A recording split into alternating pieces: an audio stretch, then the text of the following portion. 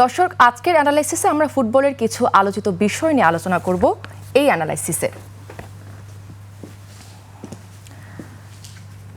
প্রথমেই আমরা আলোচনা করব সুয়ারেজের প্রত্যাবর্তনের সম্ভাবনা নিয়ে। দর্শক, সুয়ারেজের প্রত্যাবর্তন নিয়ে কিন্তু একটি সম্ভাবনা রয়েছে। তিনি কিন্তু আবার উরুগুয়ে জাতীয় দলে কিন্তু ফিরতে পারেন, এমন একটি প্রশ্ন কিন্তু আসলে ফুটবল পাড়ায় এখন বেশ সরগরম। এরপর আমরা যাকে নিয়ে আলোচনা করব তিনি হচ্ছেন জুলিয়ান আলভারেজ। জুলিয়ান আলভারেজকে ঘিরে কিন্তু দল বদলে একটি নতুন নাটক রয়েছে। অ্যাটলেটিকো মাদ্রিদ কিন্তু তাকে ছাড়তে চাইছে না এবং অপরদিকে বার্সেলোনা কিন্তু তাকে নিয়ে বেশ আগ্রহী। সেটি নিয়ে আমরা আজকে আলোচনা করব এবং তৃতীয়তে আমরা আলোচনা করব 2026-27 চ্যাম্পিয়নশিপের কঠিন সূচি। শুরুতেই বড় চ্যালেঞ্জ, কাদের জন্য অপেক্ষা করছে কঠিন পথ, এই বিষয়গুলো নিয়ে আমরা আজকে বিশ্লেষণ করব। শুরুতেই আমরা দেখতে পাচ্ছি লুইস সুয়ারেজ কি ফিরছেন উরুগুয়ে দলে? এই প্রশ্নটি কিন্তু এখন ফুটবল পাড়ায় বেশ সরগরম। নতুন কোচ ফোরলানের মন্তব্যে জোরালো হলো সম্ভাবনা। লুইস সুয়ারেজকে আবারও উরুগুয়ে জাতীয় দলের জার্সিতে দেখা যাবে কিনা তা নিয়ে নতুন করে আলোচনা শুরু হয়েছে। নতুন কোচ দিয়েগো ফোরলানের মন্তব্যে সেই সম্ভাবনা কিন্তু আরও জোরালো হয়েছে। দর্শক, দিয়েগো ফোরলান কিন্তু একটি চমৎকার কথা বলেছেন লুইস সুয়ারেজকে নিয়ে, সেটি একটু আমরা দেখব। সুয়ারেজ প্রস্তুত থাকলে তাকে দলে না নেয়ার কোনো কারণ আমি দেখি না। সে এখনও গোল করতে পারে, দলের জন্য লড়তে পারে এবং বড় ম্যাচে বড় পার্থক্য গড়ে দিতে পারে। দর্শক, লুইস সুয়ারেজকে নিয়ে কিন্তু দিয়েগো ফোরলান তিনি কিন্তু বেশ আত্মবিশ্বাসী এবং আসলে তার এই আত্মবিশ্বাসের কারণে কিন্তু আমরা আসলে আশা করব লুইস সুয়ারেজ হয়তো জাতীয় দলে আবার ফিরতে পারবেন।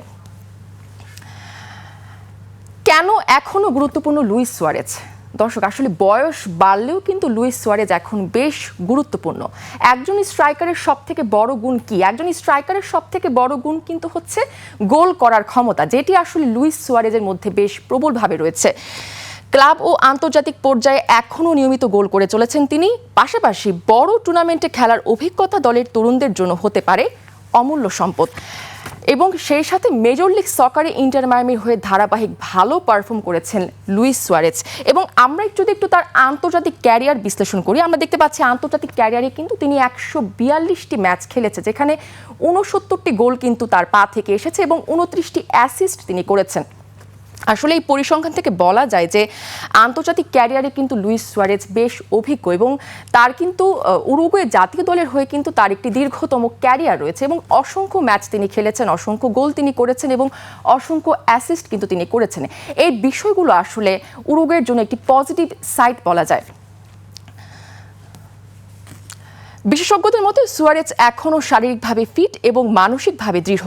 উরুগুয়ের মতো দলে তার অভিজ্ঞতা ও নেতৃত্ব এখনও অনেক কাজে আসতে পারে। সব মিলে সুয়ারেজ যদি নিজেকে জাতীয় দলে ফেরার জন্য আগ্রহী হন এবং ফিট থাকেন, তাহলে তাকে দলে দেখা উরুগুয়ের জন্য হতে পারে একটি বড় পাওনা।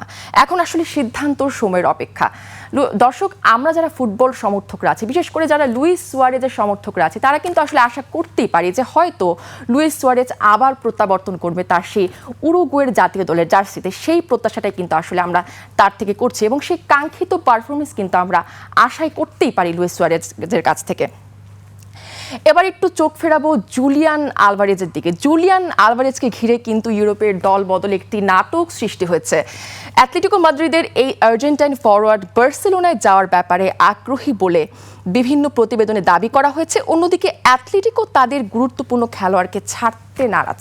ফলে খেলোয়াড়ের ব্যক্তিগত ইচ্ছা এবং ক্লাবের সিদ্ধান্ত মুখোমুখি অবস্থানে রয়েছে। দল বদলের সময়সীমা ঘনিয়ে আসার সঙ্গে সঙ্গে এই ঘটনা আরও আলোচনায় আসছে।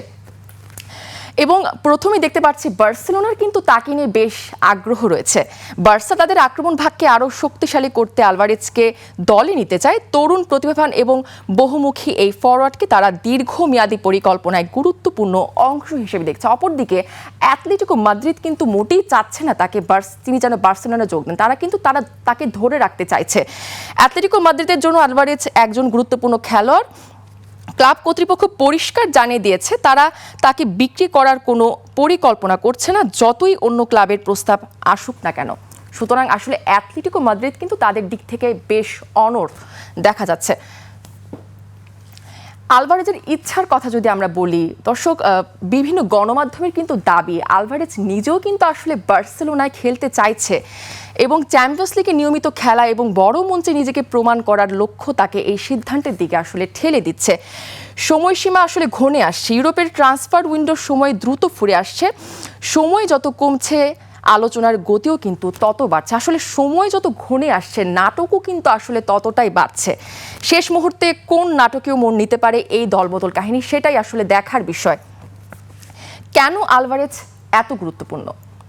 গতি, প্রযুক্তি এবং গোল করার অসাধারণ ক্ষমতা, একাধিক পজিশনে খেলার সামর্থ্য, বড় ম্যাচে পারফর্ম করার মানসিকতা কিন্তু তাকে বেশ গুরুত্বপূর্ণ করে তুলেছে। দর্শক, আমরা কিন্তু দেখেছি এই জুলিয়ান আলভারেজ কিন্তু বিশ্বকাপেও আর্জেন্টিনার হয়ে বেশ ভালো পারফর্ম করেছে এবং কোয়ার্টার ফাইনালে কিন্তু তারা সুইজারল্যান্ডের বিপক্ষে একটি জয়সূচক গোলও কিন্তু তারা করেছে। আসলে এর কারণে কিন্তু এই বিষয়গুলো তাকে আসলে আকর্ষণীয় করে তুলেছে বিভিন্ন বড় বড় ক্লাবগুলোর কাছে। এই কারণেই কিন্তু আসলে বার্সেলোনা তাকে নিয়ে এতটা আগ্রহী। এরপর আমরা একটু আলোচনা করব 2026-27 চ্যাম্পিয়নশিপ মৌসুমে কাদের শুরুতেই সবচেয়ে কঠিন পথ রয়েছে। 2026-27 চ্যাম্পিয়নশিপ মৌসুমে প্রতিটি দল নিয়মিত মৌসুমে 46টি করে ম্যাচ খেলবে। দীর্ঘ এই প্রতিযোগিতায় শুরুটা গুরুত্বপূর্ণ হলেও পুরো মৌসুমের ফল নির্ভর করবে ধারাবাহিকতার ওপর। সেপ্টেম্বরের আন্তর্জাতিক বিরতি পর্যন্ত সূচি বিশ্লেষণ করে দেখা হয়েছে কোন দলের প্রথম কিছু ম্যাচ সবচেয়ে কঠিন। শক্তিশালী প্রতিপক্ষের বিপক্ষে শুরুতে ভালো ফল পেলে আত্মবিশ্বাস আরও বাড়তে পারে, আবার পয়েন্ট হারালে কিন্তু চাপও তৈরি হতে পারে।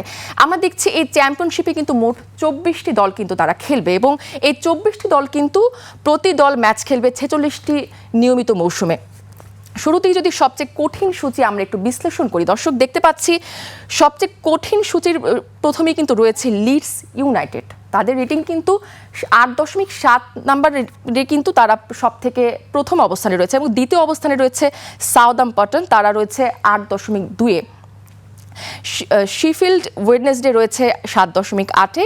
চতুর্থ অবস্থানে ওয়েস্ট ব্রোম রয়েছে 7.6 এবং পঞ্চম অবস্থানে রয়েছে মিডলসব্রাগ 7.4 রেটিং নিয়ে এবং ষষ্ঠ অবস্থানে রয়েছে নরউইচ সিটি, তাদের রেটিং দেখতে পাচ্ছি 7.0। নিজস্ব লিডস, সাউদাম্পটন ও শেফিল্ড ওয়েডনেসডের শুরুটা সবচেয়ে কঠিন। টানা শক্তিশালী প্রতিপক্ষের মুখোমুখি হতে হবে। ওয়েস্ট ব্রোম ও মিডলসব্রাগও শুরুতেই কঠিন পরীক্ষার মুখে পড়বে। নরউইচ সিটির সূচি তুলনামূলক সহজ হলেও ধারাবাহিকতা ধরে রাখতে না পারলে পিছিয়ে পড়ার ঝুঁকি কিন্তু তাদের রয়েছে। দর্শক, আমরা কিন্তু আশা করব যে আসলে এই টিমগুলো তারা তাদের সেই কঠিন চ্যালেঞ্জ আসলে মোকাবেলা করতে পারবে এবং তারা তাদের সেই কাঙ্ক্ষিত সেই বিজয়টি কিন্তু তারা অর্জন করতে পারবে, সেই আশা কিন্তু আসলে আমরা করব। শুরুতে ভালো ফল করা দলগুলো প্লে অফ ও স্বয়ংক্রিয় প্রমোশনের দৌড়ে এগিয়ে যাবে। চ্যাম্পিয়নশিপ এমন এক প্রতিযোগিতা যেখানে যে কোনো দল কিন্তু যে কোনো দিন হারতে পারে, আবার ঘুরেও কিন্তু দাঁড়াতে পারে। সূচির কঠিন শুরু শুধু পরীক্ষাই নয়, এই দলগুলোর আসল শক্তি ও মানসিকতারও পরীক্ষা। দর্শক, আমরা কিন্তু আসলে চাইবো যে তারা তাদের সেই চ্যালেঞ্জগুলো আসলে মোকাবেলা করে আসুক এবং লিডস ইউনাইটেড যারা আসলে এই কঠিন রেটিংয়ের প্রথম অবস্থানে রয়েছে তারা আসলে তাদের সেই কাঙ্ক্ষিত বিজয়টি, সেই কাঙ্ক্ষিত ট্রফিটি তারা যাতে পায়, সেই আশাই আমরা করব।